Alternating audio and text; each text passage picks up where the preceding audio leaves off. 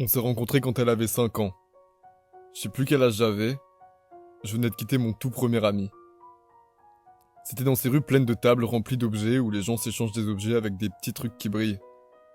Elle m'avait trouvé dans cette boîte pleine d'autres peluches et elle m'a voulu moi. En rentrant dans ma nouvelle maison, elle m'a appelé Kiki. Elle m'a mis mon petit t-shirt, je voulais plus être tout nu dans ma nouvelle vie. Il y avait beaucoup d'autres doudous dans la chambre, mais c'était moi son préféré. Elle m'emmenait partout avec elle. Je la suivais sur le chemin de l'école, au parc, dans la voiture, chez mamie. Je l'ai vu rire, pleurer, chanter. Je l'ai vu apprendre à faire du vélo, à écrire, à lire, à compter. C'était une petite fille qui faisait beaucoup de bruit. Elle riait et criait tout le temps, ce qui faisait râler ses parents car ça leur donnait mal à la tête, ils disaient. Elle courait, sautait, dansait tout le temps. Elle s'arrêtait jamais de bouger. Ça me rendait fatigué, mais j'aimais bien. Une fois, je l'ai vue très triste.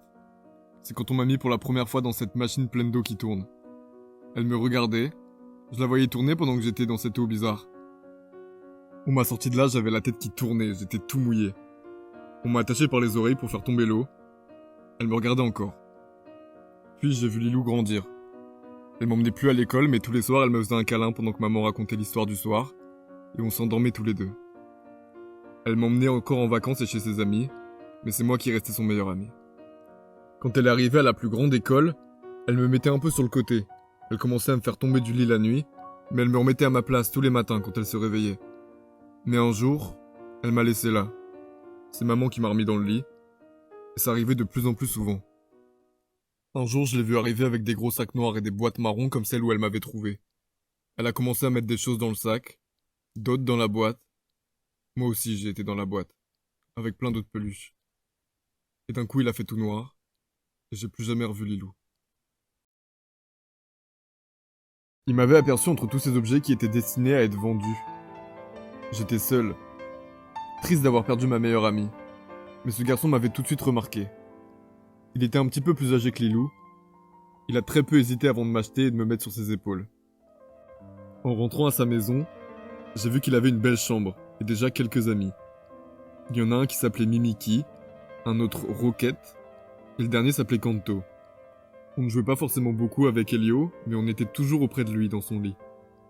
Même si mon apparence disait le contraire, j'étais le petit nouveau de la bande, et donc son chouchou. Avec mon t-shirt bleu un peu déformé, il me voyait comme un petit sportif. Il m'avait appelé comme son basketteur préféré, Kobe. Mais j'avais pas le droit de l'accompagner quand il jouait avec des amis. Je crois qu'il avait peur qu'on se moque de lui. Avec les autres copains, on regardait souvent des vidéos ensemble sur son téléphone. Quand il avait des problèmes de cœur, c'est dans nos petits bras qu'il se consolait. Il jouait à la console à côté de nous et faisait ses devoirs sur son lit, même si je comprenais rien à ce qu'il écrivait. J'aimais aussi beaucoup ce qu'il écoutait comme musique, quand il restait de longues heures à dessiner ce qui lui passait par la tête. The sun don't shine when I'm alone. I lose my mind and I lose control. I see your eyes look through my soul. Don't be surprised, this all I know. I felt the highs and they feel like you. See a love like mine's too good to be true. And you too divine to just be Une fois, il nous a dessinés. Lui, entouré de Mimiki, Rocket, Kanto et moi, et il l'avait accroché au-dessus de son lit. C'était le plus beau dessin que j'avais jamais vu de ma vie. Quand il regardait des films, il faisait toujours en sorte à ce qu'on ne regarde pas les scènes qui n'étaient pas de notre âge. À vrai dire, nous aussi on n'était pas de son âge, mais il s'était attaché à nous. Il avait un peu de mal à devenir un adulte. Plus le temps passait, moins il revenait à la maison. On ne le voyait plus le week-end. J'ai compris qu'il était parti à un endroit qu'on appelle université. Un endroit pour les grands où l'on choisit son métier. Il avait décidé de continuer à dessiner pour le reste de sa vie. À chaque fois qu'il venait, il reprenait des affaires de sa chambre. Je le savais, notre tour à nous les peluches allait arriver. Au bout d'un mois, il nous a regardés et avait dit « En route pour votre nouvelle maison !» Pour la première fois depuis des années, je quittais son lit. J'étais en haut de son tote bag. J'arrivais à voir où l'on allait. J'étais impatient, excité. Elio courait pour ne pas rater son bus. Mais je crois que j'avais mal attaché ma ceinture dans le sac, ou que Elio courait vraiment trop vite pour moi. J'ai jamais pu voir cette nouvelle maison. Quelques minutes après qu'Elio ait disparu, une jeune femme m'a ramassé. Elle m'a emmené chez elle. Elle avait un grand sourire. Elle avait l'air vraiment heureuse. Elle m'a présenté à son mari et j'avais compris que je serais pour le futur bébé. Ils avaient appris la nouvelle ce jour-là, le même jour où ils m'ont rencontré. Charles avait sorti 2 verres d'une bouteille spéciale pour en proposer à Aelia, mais il a bu les 2 verres. Ils étaient très heureux. Ils s'amusaient avec moi comme si j'étais leur enfant. Ils adoraient m'emmener au parc. Les autres adultes regardaient bizarre, mais ils avaient juste hâte que le bébé arrive. Ils m'avaient donné un nom. Bibou. Je voyais le ventre de Aelia grossir de plus en plus. Je voyais le bébé pointer le bout de son nez. Elle avait pris l'habitude de faire la sieste en me posant sur son ventre pour que je fasse connaissance. Ce bébé me faisait peur, mais j'étais curieux. Je voulais le rencontrer. Je les entendais souvent débattre sur le choix du prénom de leur enfant. Ils avaient des idées un peu bizarres. Charles proposait des noms étranges. Je préférais les noms que Aelia disait. Elle avait même proposé le nom Oscar, qui était un de mes amis peluches avec un de mes anciens propriétaires. Parfois, Aelia et Charles partaient ensemble surveiller si le bébé allait bien. C'était mes soirs préférés. On faisait le plus la fête. Même si je voyais que Aelia avait de plus en plus de mal à bouger normalement. Quand le grand jour est arrivé... Tiens, ça c'est chaud. Ah non, ça va vraiment pas là. On y va Fabrice, on va à l'hôpital. On va à l'hôpital. Bon allez, on y va. Mais oui, prends les affaires, bon sang.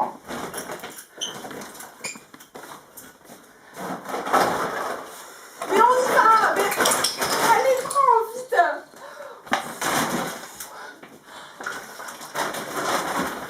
Allez, Fabrice. Allez, on y va. Mais allez.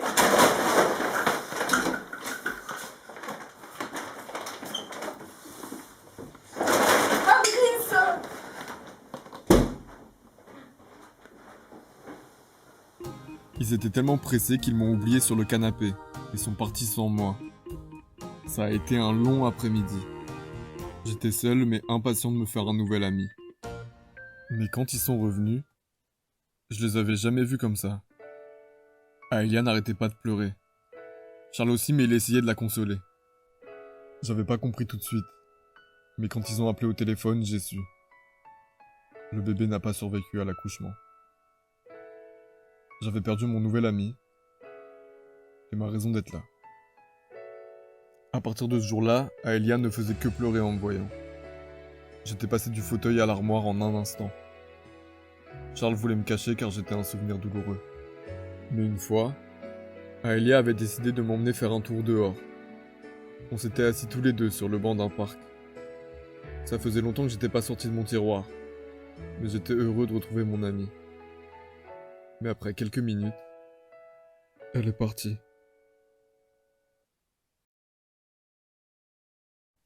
Mais depuis, une fille m'a prise avec elle.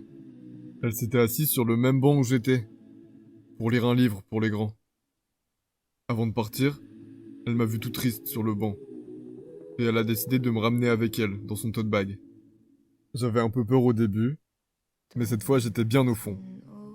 Elle s'appelle Daphné. Elle est très gentille, elle prend bien soin de moi et m'emmène souvent faire des tours au parc. Cet après-midi, elle avait invité son amoureux. C'était la première fois que je le voyais. Elle lui avait demandé de ramener un doudou pour qu'on puisse faire connaissance. Et quand j'ai vu Kanto sortir du sac, j'ai compris que j'allais finalement voir cette nouvelle maison. But nothing ever stops you leaving. Quiet when I'm coming home and I'm on my own. Like it like, say I like it like that, like it like.